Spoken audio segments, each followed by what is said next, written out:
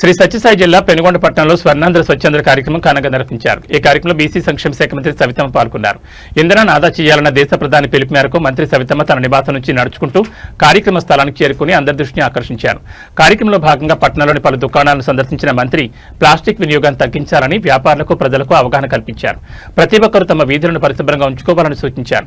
రోడ్డుపై కనిపించిన ప్లాస్టిక్ కవర్లను స్వయంగా ఎరివేసి పరిశుభ్రతపై ప్రత్యక్షంగా సందేశమిచ్చారు. ఈ సందర్భంగా మంత్రి సవిత మాట్లాడుతూ పరిశుభ్రమైన పరిసరాల వల్లే ఆరోగ్యకరమైన సమాజం సాధ్యమవుతుందని అన్నారు. గత పాలకులు చెత్తపై కూడా పన్నులు వేసి ప్రజలను ఇబ్బందులు గురిచేస్తారని విమర్శించారు.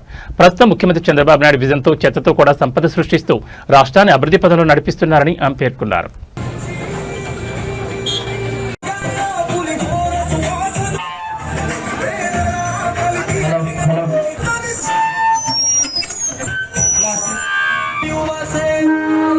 అందరికీ నమస్కారం. ఈరోజు పట్టణ షాపుల యజమానులకు ముఖ్య విజ్ఞప్తి. ఈరోజు పెనుగొండ శాసనసభ్యులు మంత్రి గౌతమ్ పేపర్ బ్యాగులు క్లాత్ బ్యాగులు వాడాలని చెప్పేసి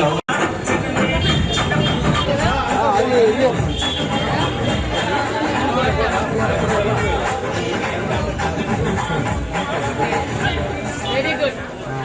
చాలు అయ్యిందబ్బా.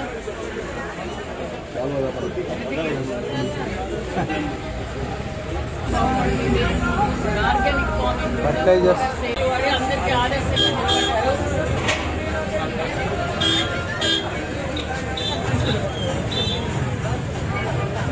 బోర్డు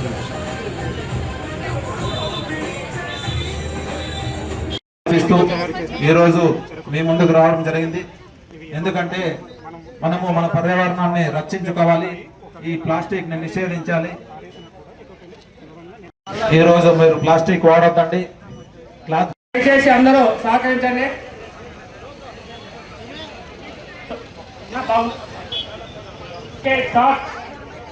నేను నా పరిసరాల పరిశుభ్రత కొరకు కృషిగా స్వచ్ఛత కూడా స్వచ్ఛతపై అవగాహన కల్పించే దిశగా ప్రయత్నిస్తానని భవిష్యత్ తరాలకు ఆరోగ్యవంతమైన సుభిక్షమైన ఆనంద ఈ నిర్ణయం ద్వారా నా రాష్ట్రాన్ని బాగుండాలని యోగాంధ్ర కార్యక్రమం కావచ్చు. మరి ముఖ్యంగా చంద్రబాబు నాయుడు గారు ఎక్కడికి పోయినా స్వచ్ఛాంధ్ర స్వర్ణాంధ్ర అనే కార్యక్రమాన్ని ఎప్పటికప్పుడు ప్రజలకు అవేర్నెస్ చేయాలి అనేది ముఖ్యమంత్రి గారి సంకల్పం.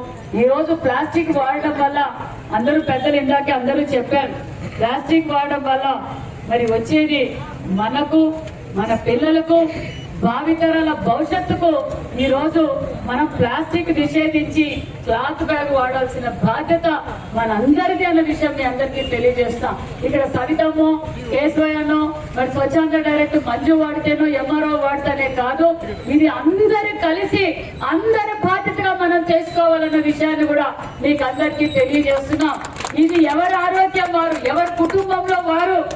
ఎప్పుడైనా మనం ఇంట్లో నుంచి బయటికి పోయేటప్పుడు మన ఇంట్లో ఆడవాళ్ళు కానీ ఇంట్లో నుంచి ఏదైనా సరుకులకి బయటికి పంపించాలన్నప్పుడు ఒక క్లాత్ బ్యాగ్ మనం ఇచ్చి పంపిస్తే ప్లాస్టిక్ బ్యాగ్ ని వాళ్ళు నిషేధిస్తారు.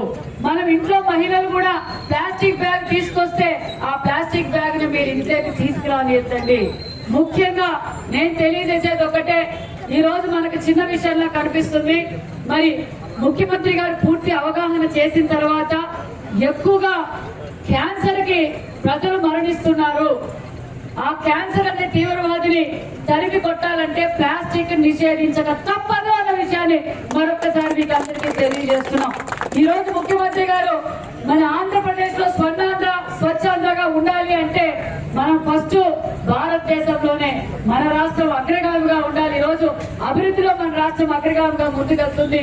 మరి ప్లాస్టిక్ నిషేధం విషయంలో కూడా మనం ముందంజలో ఉండాలి.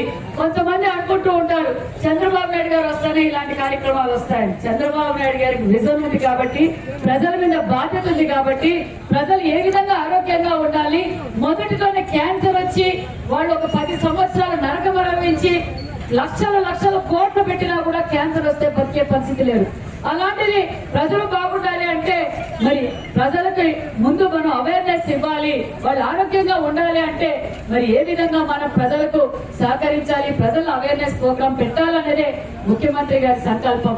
దానితో పాటు మరి ఇక్కడ ఉన్న రైతన్నలకు కూడా నేను తెలియజేసేది ఒకటే, ఈ రోజు రసాయనిక ఎరువులు వాడటం వల్ల కూడా క్యాన్సర్ ఎక్కువ అవుతా ఉంది. క్యాన్సర్ అనేది మనం తరిమి కొట్టాలంటే మరి ఈ రోజు ప్రకృతి వ్యవసాయానికి కూడా మనం వెళ్ళాలన్న విషయాన్ని కూడా మీకు తెలియజేస్తున్నాం.